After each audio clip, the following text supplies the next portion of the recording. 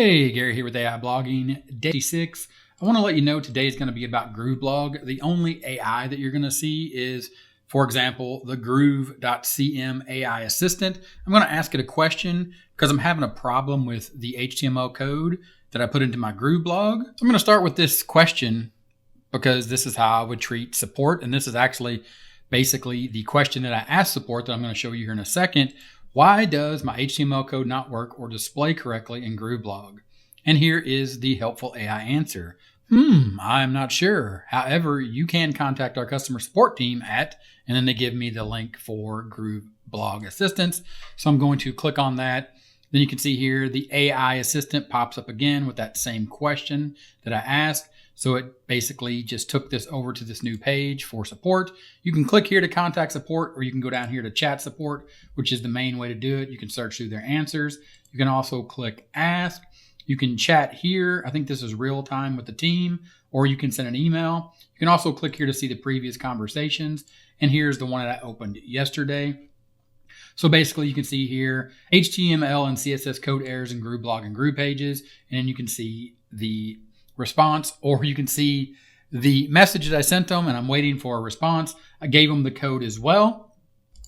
I think it would be pretty cool, and maybe at some point the Groove.cm AI assistant would be able to understand that I asked that I'm having a problem with HTML code, the way that it displays in Grooveblog, and then maybe it could ask me for the code, and then once I feed it the code, then it could run some type of check to verify that it's working. Maybe that's a lot to ask here in the early stages of the Groove AI assistant, but it would be pretty cool.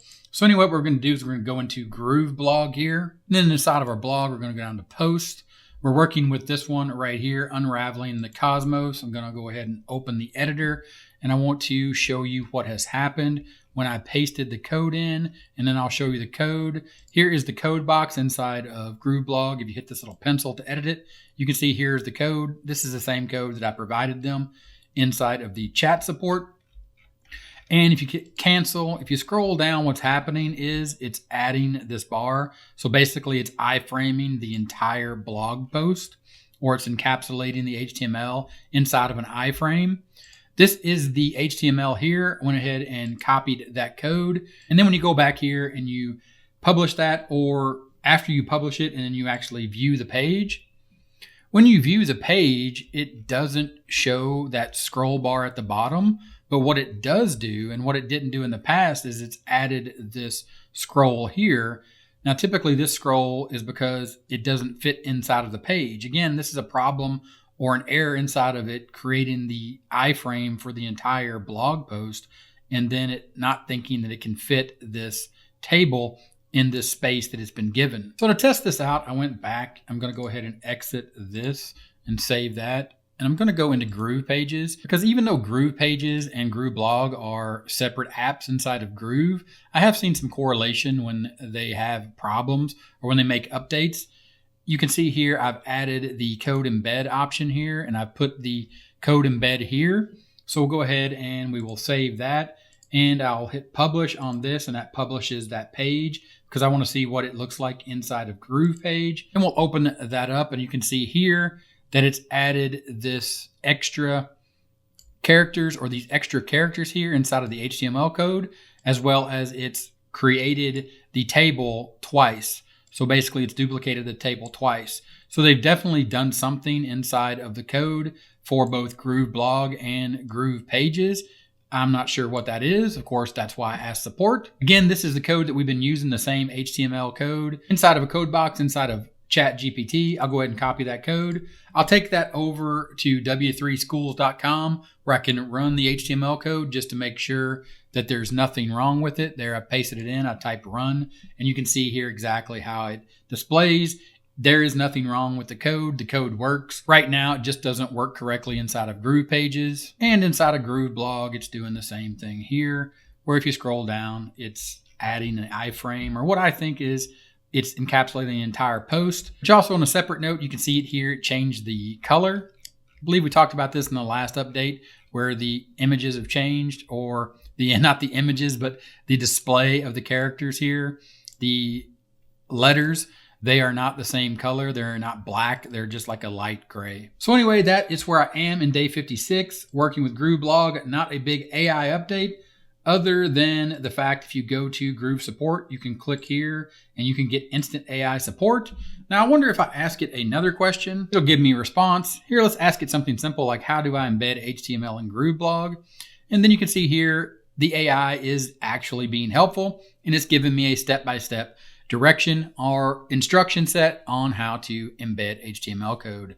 Open the Grooveblog post editor and click on the plus sign, select the HTML block, paste your HTML code into the block, click preview, click publish. So it did give me a step-by-step how to embed HTML in Grooveblog.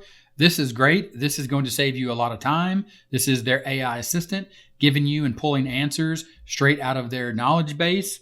And you can get that right here inside of Groove Support. As well, if you go back to Grooveblog, if you exit out of that, if you go down to the Help Desk option here and click Help, it's not here. This links you over to the Groove Support page. But if you go back to the main dashboard, inside of Groove, this Groove AI option is clicking this little life preserver up here, and then it jumps you right into the Groove AI assistant. Of course, I told you what I would like to see in the future. I'd like it to actually be interactive, where it would test the code or ask me for the code to display any errors, like I did here with W3C Schools. And of course, I could do inside of ChatGPT if I wanted to feed it the code and say something like, does this code have any errors? And then feed it the HTML code and hit go. And then it gives me a nice response. No, the code you provided does not have any errors. And then gives me some additional information about the structure of HTML and what the code actually does. So I think it would have been cool if it would have asked me that when I said this question or ask it this question. So let's do to the AI assistant what we did with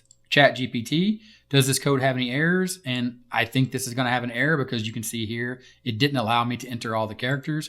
If I press go, based on the code provided, I do not see any errors. It appears to be properly formatted code, which is odd because it did cut off. So I'm not really sure how that works. It looks like this may be using ChatGPT or OpenAI on the back end because it gave me basically the same answer. But here you can see it linked me back to Groove Support. So that's where we're leaving off in this update. We are blogging. We're continuing to blog with AI and posting those blog posts on Grooveblog to see how that all works together, get indexed, get ranked, and get people clicking on our affiliate links. If you like this video, give it a thumbs up. Got any comments or questions? Let me know in the comments, and I look forward to seeing you in the next video. Bye.